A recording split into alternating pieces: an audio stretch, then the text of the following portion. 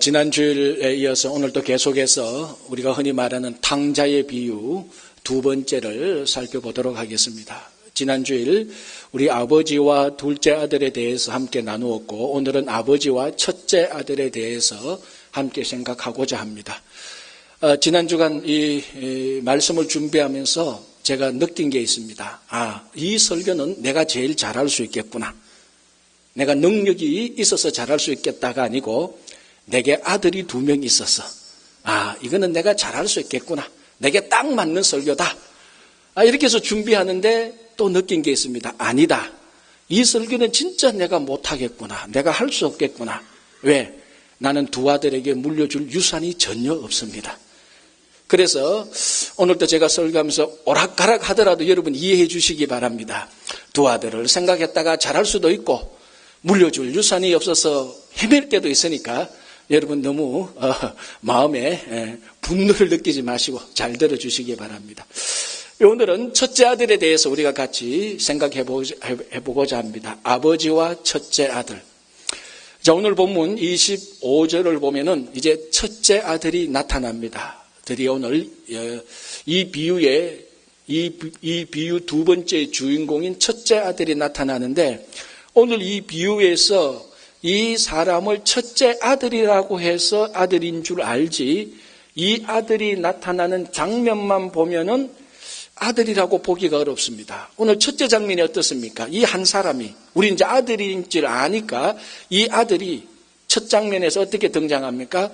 하루 종일 밭에서 일하고 집으로 돌아오는 장면이 첫 장면입니다. 만약에 여러분들이 영화를 보는데 첫 장면에 이 사람이 누군가 소개 없이 밭에서 일하고 돌아오는 한 사람을 보았다. 여러분 이 사람 누구라고 생각하겠습니까? 밭에서 일하는 품꾼이죠. 그러나 우리는 이 비유에서 이 사람이 첫째 아들인 줄 아니까 밭에서 일하고 와도 아들이 오늘 밭에서 일하고 왔구나 그렇게 받아들이지만은 이 설명이 없으면은 영락없는 품꾼입니다. 물론 그 당시에는 아들도 밭에 가서 일을 하고 오기 때문에 반드시 품꾼이라고는 할 수 없지만 분명히 겉으로 보면은 품꾼에 불과합니다. 자, 그리고 오늘 이 아들이, 첫째 아들이 아버지와 대화하는 가운데서 이렇게 말합니다. 나는 지금까지 오랫동안 아버지를 섬겨왔다라고 이렇게 말합니다. 여기에 섬겼다는 말은 겸손히 그리고 충심을 다해서 봉사했다 이런 차원이 아니고, 원래 헬라어 원래 다루는 둘유어, 저기는 둘로스라는 말에서 나오는데, 둘로스는 종, 노예입니다. 그러니까 나는 아버지를 둘유했다. 이 말은 내가 아버지를 노예처럼, 종처럼, 품꾼처럼 섬겼다 이 말입니다. 자, 이것만 봐도 벌써 이 아들은 법적으로 생리적으로 이 아버지의 아들인데, 자신은 이 아버지와의 관계를 부자 관계가 아니고 마치 품꾼 관계로 자기 자신을 여기고 있는 것을 볼 수가 있습니다.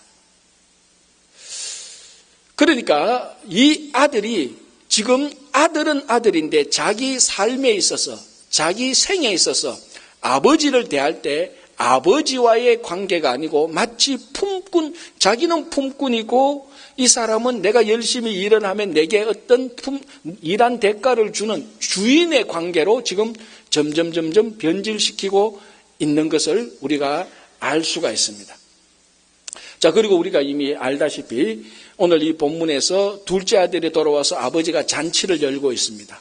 그런데 오늘 밭에서 돌아온 첫째 아들이 집에 돌아왔는데 잔치가 열리고 있는데, 이 잔치를 왜 열리는지, 누구 때문에 열리는지 전혀 모르고 있습니다. 무슨 말입니까? 이 첫째 아들인데, 첫째 아들이 집안에서 일어나는 아버지가 하는 일과 단절되어 있고 아버지가 하는 일에 관심이 없습니다. 무슨 말인가 하면, 이 아들은 겉으로만 아들이지 자기 삶에 있어서 아버지와의 관계에서 부자 관계가 아닌 품꾼과 주인의 관계로 변질되어 가고 있다는 것을 보여줍니다. 자, 여러분, 주인이 있고 품꾼이 있습니다. 이 둘의 관계는 무엇으로 이어집니까?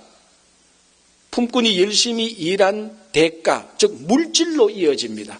품꾼이 일을 하고 주인은 그 일한 대가로 물질을 줍니다. 이게 계속해서 유지될 때 관계가 유지되는데 만약에 여기서 물질, 품꾼이 일한 대가에 물질이 이상하게 되면 이 관계도 이상하게 되는 겁니다. 그래서 품꾼의 관계는 반드시 주인과 품꾼의 관계는 반드시 물질 관계로 이어질 수밖에 없습니다. 자, 오늘 본문을 다시 한번 우리가 자세히 보면은 이 아들, 첫째 아들과 아버지의 관계가 품꾼 관계로 되었고 품꾼 관계에서 물질 관계로 변하고 있는 것을 볼 수 있습니다. 자, 둘째 아들이 돌아왔습니다. 이 둘째 아들은 첫째 아들에게 동생입니다. 하나밖에 없는 동생입니다. 같은 혈육을 가진 동생입니다. 자, 여러분 혹시 이 가운데 하나밖에 없는 동생을 가진 형이 있습니까? 그런데 둘째 자기 아들이 둘째 아들 자기 동생이 밖에 가서 방탕했다가 집으로 다시 돌아왔습니다. 자, 형제는 첫째 아들의 마음은 어떻겠습니까? 당연히 기쁘고 반가워야 됩니다. 야, 너 밖에 가서 고생 많이 했지? 너 나갈 때 내가 나가지 마라 그랬잖아. 고생한다 그랬잖아. 야, 지금이라도 돌아왔으니까 잘 됐다. 자, 이제 우리가 아버지하고 함께 즐겁게 살자. 이게 정상적인 첫째 아들 또는 그 동생의 형이 해야 될 말입니다. 그런데 오늘 본문을 보면은 둘째 아들, 즉 이 첫째 아들의 동생이 집에 돌아왔는데 이 첫째 아들의 첫 번째 반응이 뭡니까? 노하여. 화가 났습니다. 왜 그럴까요? 동생이 돌아왔는데. 오늘 본문은 없지만은 물질 관계로 따져보면은 아버지와 이 아들의 관계가 품꾼 관계였다는 것을 생각해보면은 충분히 알 수가 있습니다. 왜? 너 이제 왜 돌아오느냐? 너는 아버지에게 받을 유산을 다 가지고 갔지 않느냐? 다 썼지 않느냐? 너 지금 집으로 돌아왔는데 빈털터리로 돌아왔지. 무슨 생각이 듭니까? 너 집에 돌아와서 앞으로 재산 축내지 마. 왜? 아버지가 둘째 아들에게 재산을 나누어 줄 때, 유산을 나누어 줄 때 첫째 아들에게도 나누어 주었습니다. 자, 그러면은 지금 집에 남아있는 모든 재산은 누구 겁니까? 첫째 아들 겁니다. 둘째 아들이 돌아왔습니다. 무슨 걱정이 생깁니까? 무슨 염려가 생깁니까? 무슨 생각이 들 겁니까? 혹시나 이 녀석이 전번처럼 또다시 이 재산을 축내지는 않을까? 아무리 생각해도 덕될 게 없습니다. 그리고 오늘 당장만 하더라도, 지금 당장만 하더라도 알고 보니까 이 자기 동생이 돌아와서, 자기 동생이 아니고 아버지의 첫째 아들입니다. 똑같은 사람이지만 이미 관계가 단절되었으니까 아버지의 첫째 아들이 돌아와서 지금 당장 재산에 손해를 끼치고 있습니다. 뭡니까? 잔치를 열고 살찐 송아지를 잡습니다. 따지고 보면 이거 나중에 다 자기 재산 될 건데 둘째 아들이 돌아와서 손해를 보고 있습니다. 분노가 치밀어 올랐습니다. 왜요? 모든 관계가 물질 관계니까 그렇습니다. 자, 이 둘째 아들이 아버지하고 얘기하는 것을 보십시오. 뭐라고 얘기합니까? 아버지는 지금까지 나를 위해서 염소 새끼라도 한 마리 잡아준 적이 있습니까? 그런데 아버지는 이 돌아온 둘째 아들을 위해서 오늘 살찐 송아지를 잡고 있습니다. 아버지, 이게 말이 됩니까? 아버지하고 첫째 아들과의 관계가 품꾼 관계, 물질 관계로 변화됐으니까 모든 관점을 물질의 이익과 손해로 봅니다. 내한테는 염소 새끼 한 마리도 안 줬는데, 내한테는 어떤 물질도 주지 않았는데, 이 돌아온 탕자 같은 이 아들을 위해서는 살찐 송아지를 잡다니요. 그래서 분노가 생기는 것입니다. 자, 또 하나, 이 둘째 아들이 아버지하고 대화할 때요, 단 한 번도 자기 앞에 있는 아버지를 아버지라고 부르지 않습니다. 오늘 우리 한국말로 보면은 아버지라는 말이 나옵니다. 대화 가운데. 그러나 이거는 한국말로 해석해서 번역한 것이지 원래 헬라어 본문을 보면은 이 첫째 아들이 아버지에 대해서 한 번도 아버지란 단어를 안 쓰고 당신이란 말을 씁니다. 당신의 아들이 돌아왔고 당신의 살림을 위해서 내가 열심히 노력했습니다. 한 번도 아버지를 아버지라 부르지 않고 당신이라고 부릅니다. 왜 그렇습니까? 품꾼 관계고 물질 관계니까 그렇다는 것입니다. 원래는 부자 관계인데, 아버지와 자녀 관계인데, 이 첫째 아들은 그 관계를 품꾼 관계로, 물질 관계로 지금 변질시키고 있습니다. 자, 그러면은 이 아버지는 아들을 어떻게 생각하고 있을까요? 아버지도 그러면은 밭에 가서 하루 종일 열심히 일하는 첫째 아들을 자기 집에서 열심히 일하는 품꾼으로 그 품꾼 정도로 생각할 수 있을까요? 아니면은 이 첫째 아들이 아버지한테 살찐 송아지니 염소 새끼니 물질만 얘기할 때 그렇지 니하고 내하고 이 주고받는 것만 잘 정리하면 되지, 이런 식으로 물질 관계, 품꾼 관계로 생각했을까요? 오늘 딱 한마디 아버지가 이 첫째 아들에게 중요한 말을 합니다. 아버지가 첫째 아들에게 중요한 말을 합니다. 이 첫째 아들이 막 따지고 공격하니까 아버지가 첫째 아들에게 오늘 31절에서 이렇게 말합니다. 너는 항상 나와 같이 함께 있었지 않느냐? 그래서 이 모든 것이 너의 것이 아니냐? 이렇게 말할 때 이 아버지가 아들을 부른 호칭이 뭡니까? 얘야, 이 말입니다. 이 말이 원래 헬라어의 정확한 말로 번역하면은 이 아이야라는 말입니다. 오늘 본문의 상황과 뉘앙스를 따져서 정확히 번역하면은 내 아들아, 이 말입니다. 첫째 아들은 아버지를 당신이 어떻고 당신의 아들이 당신의 살림을 위해서 당신 말하는데, 아버지는 여전히 자기를 공격하는 이 첫째 아들에게 내 아들아라고 말을 합니다. 첫째 아들은 아버지와의 관계를 물질 관계로 변질시켜 버렸습니다. 그러나 이 아버지는 여전히 처음부터 끝까지 지금까지 둘째 아들과 똑같이 마찬가지로 첫째 아들에게도 똑같이 내 아들아라고 부르면서 부자 관계, 아버지와 자녀 관계를 계속해서 유지하고 있습니다. 둘째 아들이 집을 나가서 둘째 아들이 다시 집에 돌아와서 나를 품꾼의 하나로 맞아주소서라고 말을 했을 때도 아버지는 너는 내 아들이라고 말을 했습니다. 첫째 아들이 당신이라고 말을 했을 때 아버지는 여전히 내 아들아라고 말을 했습니다. 이 자녀들은, 특별히 첫째 자녀는 아버지와의 관계에 있어서 품꾼 물질 관계로 계속해서 변질시키지만 아버지는 단 한 번도 아버지와 자녀와의 관계가 흔들린 적이 없습니다. 자, 여러분은 하나님 아버지와 어떤 관계를 맺고 있습니까? 물질 관계입니까?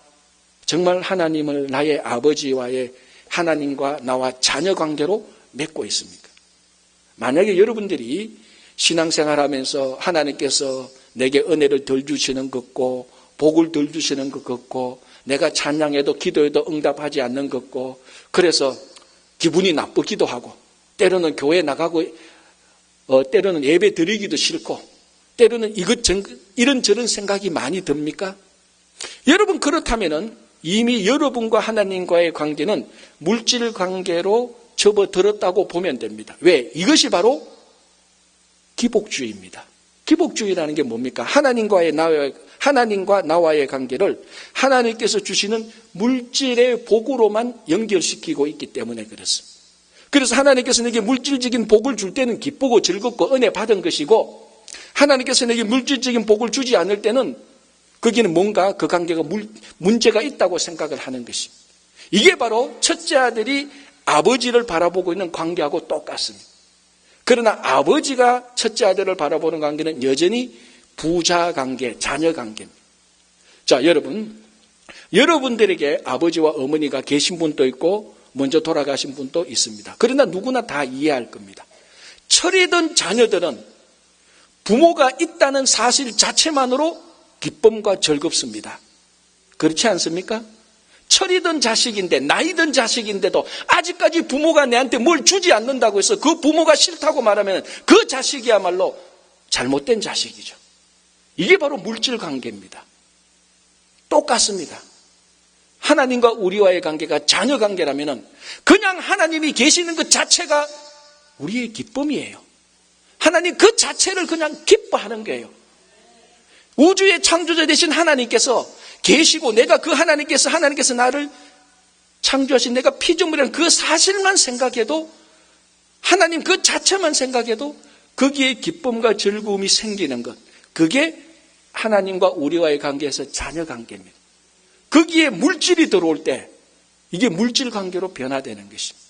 그래서 성경을 보면은 많은 선지자들이 하나님을 기뻐하고 하나님을 즐거워하라 그럽니다. 그게 하나님과 이스라엘 백성들과의 관계가 자녀 관계로 회복되는 것입니다.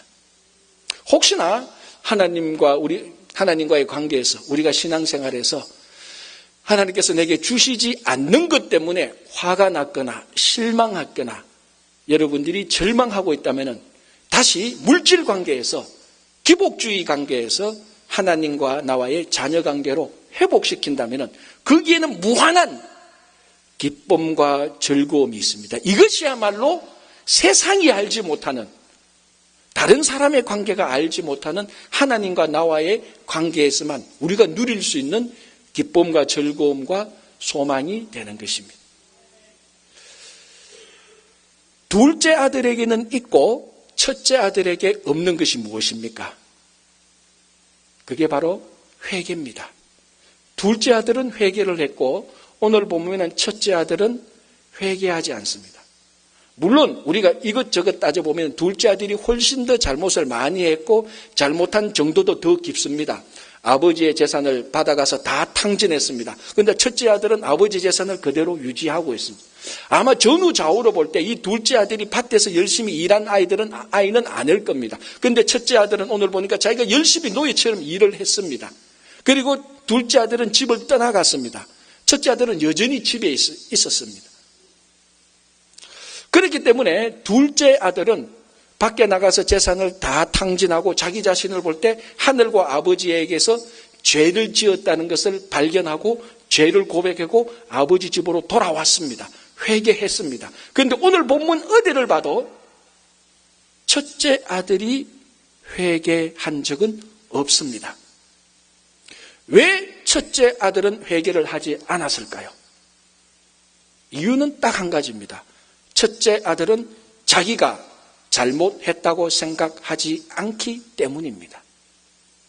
누구든지 자기가 잘못했다는 것을 알고 발견하고 고백하면은 당연히 그 다음부터는 회개가 나타나는데 첫째 아들은 자기가 잘못한 것이 하나도 없다고 생각합니다. 왜? 둘째 아들하고 비교해 보니까 둘째 아들은 재산 탕진했고 집 나갔고 아버지를 아프게 했습니다. 자기는 열심히 일했고 재산도 탕진하지 않았고 아버지 집에 있었습니다. 내가 뭘 잘못했는데 내가 회개할 게 없다고 생각합니다. 정말 그럴까요? 정말 오늘 첫째 아들이 회개할 게 없을까요? 자, 한번 봅시다. 오늘 잔치가 열렸습니다. 둘째 아들이 돌아와서 잔치가 열렸습니다. 어떤 이유인지는 모르겠지만 이 첫째 아들은 이 잔치와 무관한 상태에 있습니다. 원래 고대 중동 풍습에 의하면 이 잔치는 장자가 주관하고 장자가 손님을 맞이해야 되는 잔치입니다. 그런데 장자는 집에 잔치 열리는 줄도 몰랐고 그걸 알았다 하더라도 빨리 잔치에 인발브해야 되는데 전혀 상관없습니다. 잔치하는 집안에 들어가지 않습니다. 자기가 마땅히 해야 될 일을 하지 않습니다. 여러분, 우리가 잘못한 것도 잘못이지만은 해야 될 일을 안 하는 것도 잘못입니다. 그리고 조금 전에 말씀드렸다시피 자기 앞에 있는 사람은 분명히 자기를 낳아준, 자기를 키워준, 자기에게 유산의 3분의 1을 넘겨준 아버지입니다. 그런데 그 아버지를 아버지라고 부르지 않고 화가 나서 분노해서 당신이라고 말합니다. 이런 불효자식이 어디 있습니까? 자, 또 하나. 지금 이 첫째 아들이 아버지와 실랑이를 벌이고 있는 말싸움을 하고 있는 장소가 어디입니까? 집 밖입니다. 문 바로 밖입니다. 거기서 화가 나서 분노를 느껴서 아버지를 공격하고 아버지에게 따지고 아버지에게 대어듭니다. 왜 아버지는 내가 열심히 일했는데 염소 새끼 한 마리 안 해주고 왜 저 돌아온 저 버릇없는 저 탕자에게는 살찐 송아지를 줍니까? 사람들이 다 보는 앞에서 지금 잔치가 있는데 사람들이 그 문에 왔다 갔다 하고 있는데 그 공개적인 장소에서 첫째 아들이 아버지를 공격해서 공개적인 모독과 모욕과 수치를 줍니다. 둘째 아들은 그래도 아버지의 유산을 받을 때, 그래서 아버지가 죽기를 바라는 마음이 있었을 때 공개적인 장소가 아니었습니다. 개인적으로 와서 아버지 유산을 달라고 말했습니다. 그런데 이 첫째 아들은 공개적인 장소에서 사람들이 보는 앞에서 아들이 아버지를 공격하고 아버지에게 모욕과 수치를 줍니다. 이것이 잘못이 아닙니까? 어쩌면은 요 부분만 본다면은 첫째 아들은 둘째 아들보다 더 크게 아버지의 마음을 괴롭혔던 것이 분명합니다. 그러나 제일 큰 잘못은 마지막 장면입니다. 마지막 장면이 어떻게 됩니까? 첫째 아들이 집안에 들어가지 않습니다. 아버지도 덩달아 첫째 아들을 달래느라고 집 밖에 나와 있습니다.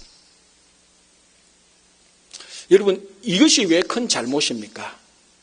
이것은 영락없는 예수님께서 책망했던 서기관과 바리새인들의 전형적인 모습입니다. 마태복음 23장 13절에 보면 예수님께서 서기관과 바리새인들을 책망하면서 이렇게 말합니다. 화 있을진저 너희 서기관들과 바리새인들아, 너희들은 천국에 들어가지도 않고 천국에 들어가려고 하는 사람들도 들어가지 못하게 하는구나. 그렇게 주님께서 책망하고 있습니다. 오늘 이 첫째 아들의 모습이 바로 그 모양입니다. 자기도 잔치가 열리는 집 안에 들어가지 않고 자기 때문에 아버지도 잔치가 열리는 집 안에 들어가지 못합니다. 자기도 천국 잔치에 들어가지 못하고 아버지도 천국 잔치에 들어가지 못합니다. 영락없는 예수님께서 책망한 서기관과 바리새인들의 모습입니다. 이렇게만 봐도 서너 가지 벌써 이 첫째 아들의 잘못이 있는데, 첫째 아들은 자기가 열심히 수고한 것 때문에 자기가 계속 아버지와 함께 있었다는, 그러나 실제로는 함께 하지 않았지만 그런 일 때문에, 자기 의 때문에, 자기 열심 때문에, 자기 수고 때문에 자기 잘못을 못 보고 있는 것입니다. 오늘 이 비유에서 정말 큰 잘못은 잘못을 저지른 것보다는 잘못을 알지 못하고 그것을 인정하지 않고 그래서 회개하지 않는 것이 제일 큰 잘못입니다. 둘째 아들은 큰 잘못을 저질렀지만, 지난주에 말씀드린 것처럼 아무리 큰 잘못을 저질러도 진실한 회개는 신비한 능력이 있어서 아무리 큰 잘못을 저질러도 그 잘못을 다 회복시킬 수 있는, 용서할 수 있는 힘이 있습니다. 그래서 오늘 본문을 보면 둘째 아들은 처음에는 집을 나갔는데 둘째 아들은 집 안에 들어와서 천국 잔치를 누리고 있습니다. 그런데 첫째 아들은 처음에는 집 안에 있었는데 이제는 집 밖에 나가서 천국 잔치가 열리는데 안에 들어오지 못하고 있습니다. 왜? 자기는 잘못 없다고 생각합니다. 나는 열심히 했고 내 의가 있다고 생각합니다. 그래서 잘못이 없는데 왜 회개를 하겠습니까? 회개를 하지 않는데 어떻게 천국 잔치에 들어올 수가 있겠습니까? 여러분, 모르는 것이 변명이 되지 않습니다. 어릴 때는, 철이 없을 때는 몰랐다 해도 변명이 되지만 성숙하고 자라고 난 다음에는 몰랐다는 것이 죄입니다. 여러분, 제가 쉽게 말씀드리지만은 독약을 이게 독인 줄 알고 먹어도 죽고 독약을 독인지 모르고 먹어도 똑같이 죽습니다. 나중에 죽을 때 나 이거 독인지 몰랐습니다라고 말할 때 그게 이유가 됩니까? 똑같은 죄입니다. 오늘 첫째 아들이 바로 그겁니다. 자기 잘못을 모르고 있는 것, 그렇기 때문에 회개가 일어나지 않는 것, 그렇기 때문에 용서와 회복이 없는 것, 그렇기 때문에 집 안에 들어가지 못하고 집 밖에 서 있는 것입니다.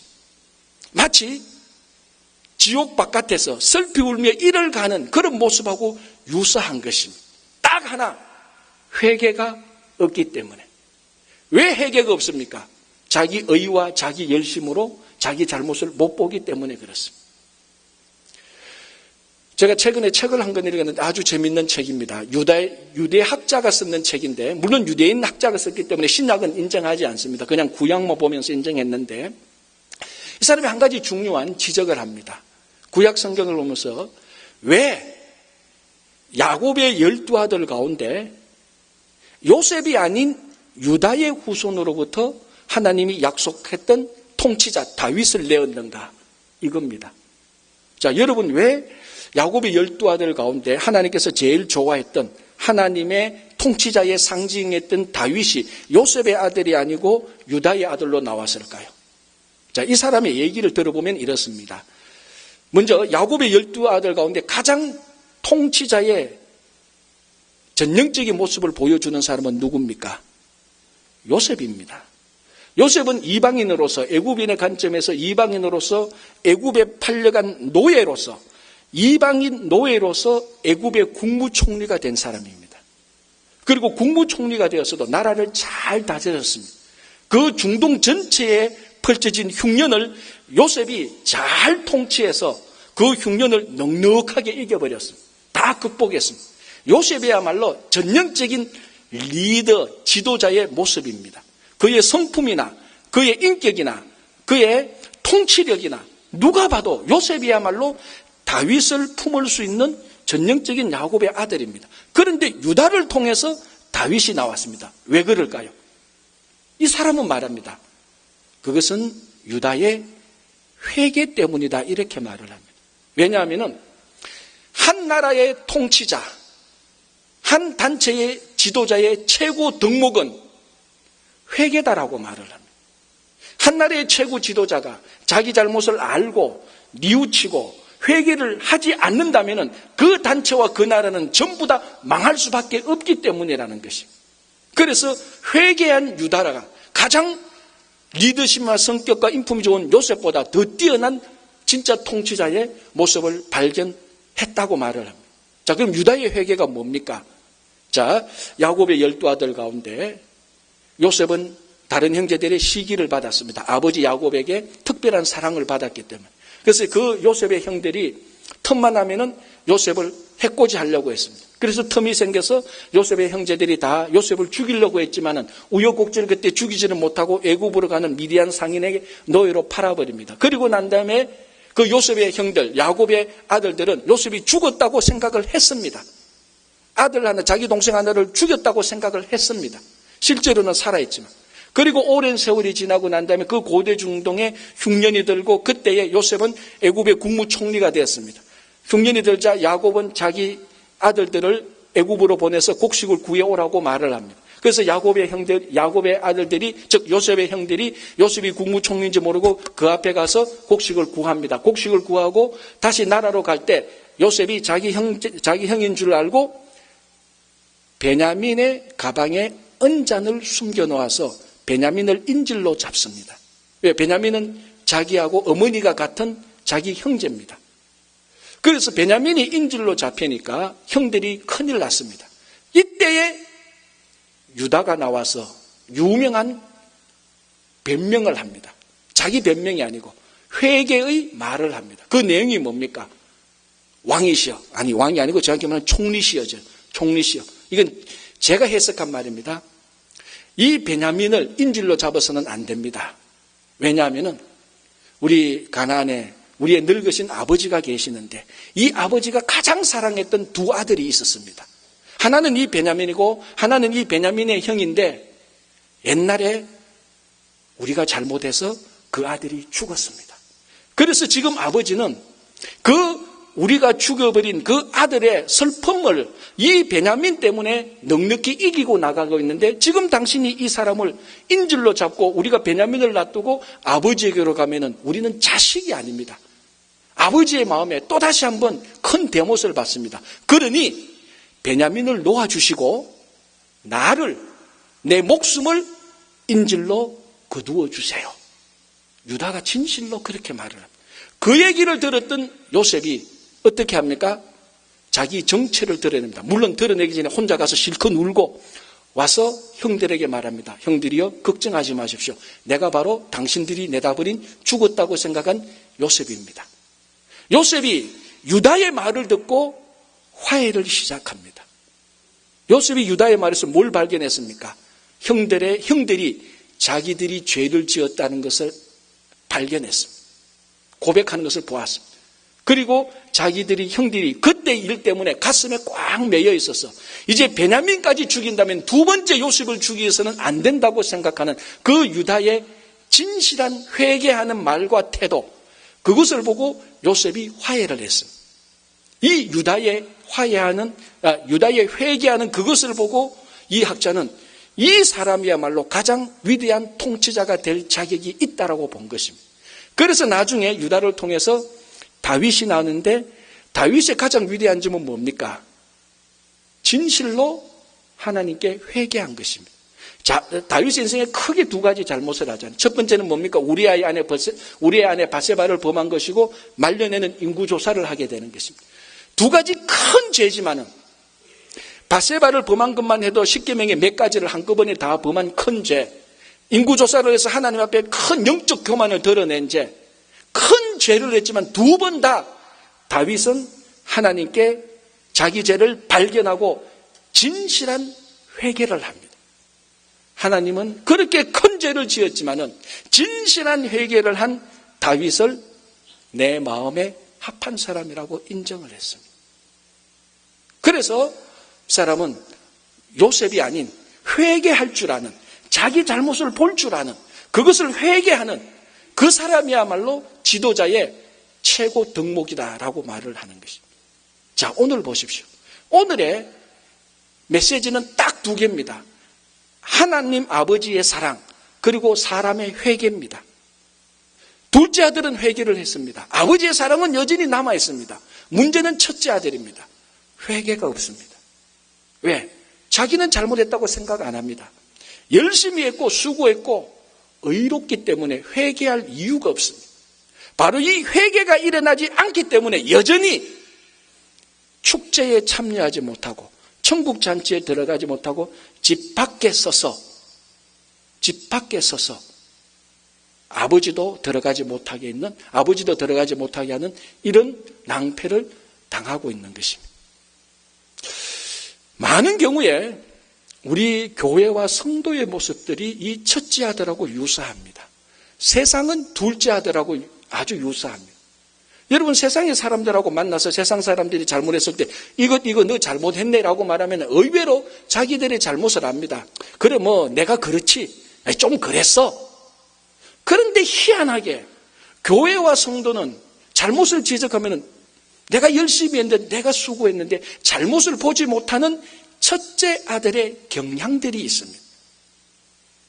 하나님은 둘째 아들도 사랑하지만 첫째 아들도 똑같이 사랑합니다. 그래서 오늘 혹시나 우리가 내가 열심히 하고 수고했는데 내가 하나님 앞에서 그럴 때마다 첫째 아들을 보십시오. 되돌아보면은 이 첫째 아들만큼 우리가 하나님 앞에 돌아가야 될 우리 삶의 모든 면들이 다 배어 있습니다. 이 회개는, 진실한 회개는 우리의 모든 것들을 다 용서받고 다시 하나님의 자녀로 회복시켜 주는 것입니다.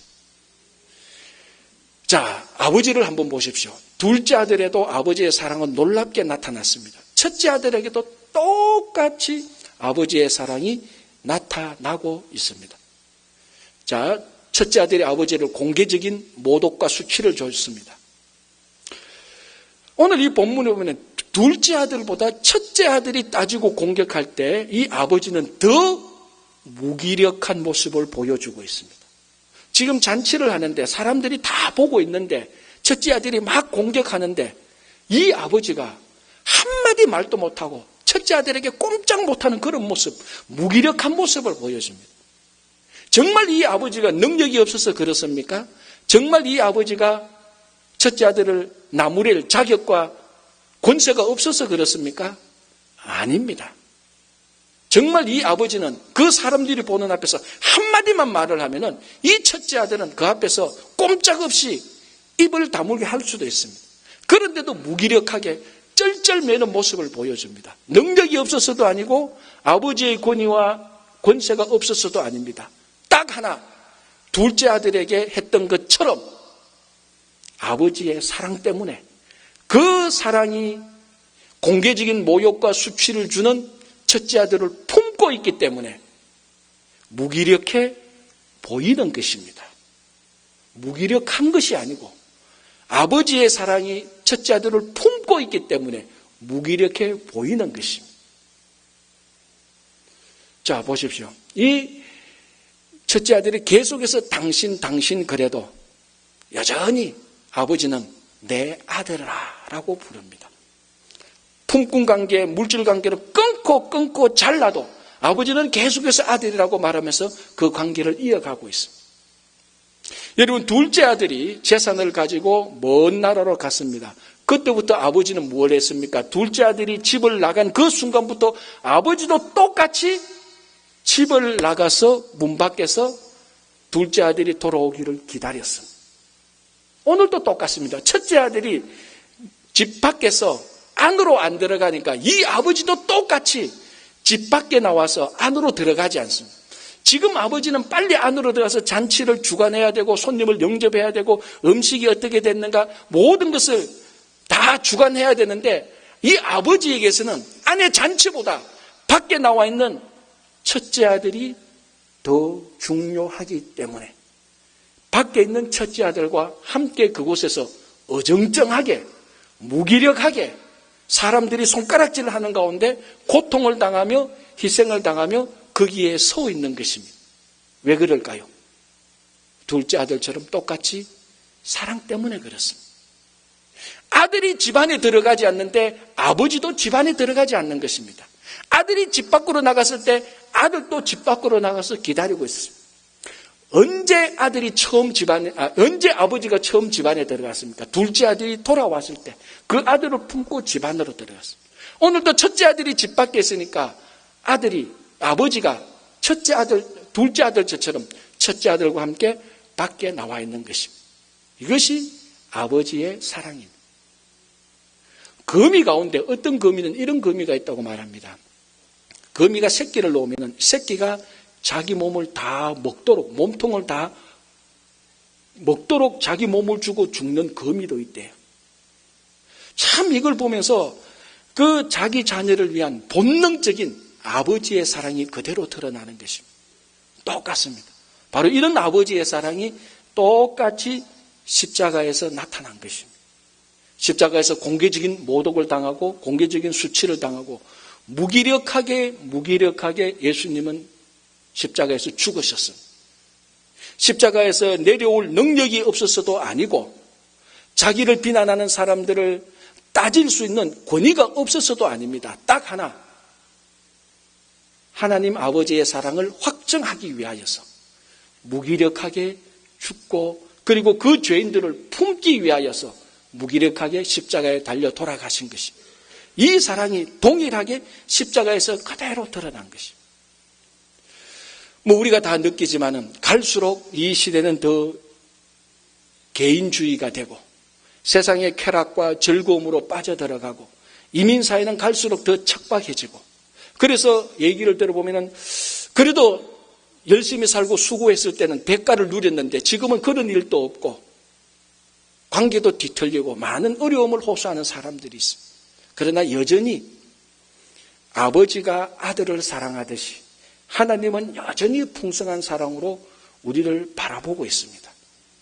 우리가 하나님과의 관계를 품꾼 관계로 물질 관계로 기복주의로 자꾸 변질시켜서 그렇지. 우리가 다시 한번 여기에서 벗어나서 다시 한번 아버지께로 돌아간다면 아버지는 여전히 변치 않는 풍성한 사랑으로 우리를 기다리고 있어요. 우리가 어떻게 살겠습니까? 정말 이 아버지 하나님의 사랑으로 살아갈 때 거기에 진짜 기쁨과 즐거움이 있습니다. 그것을 누리는 여러분들 되기를 바랍니다.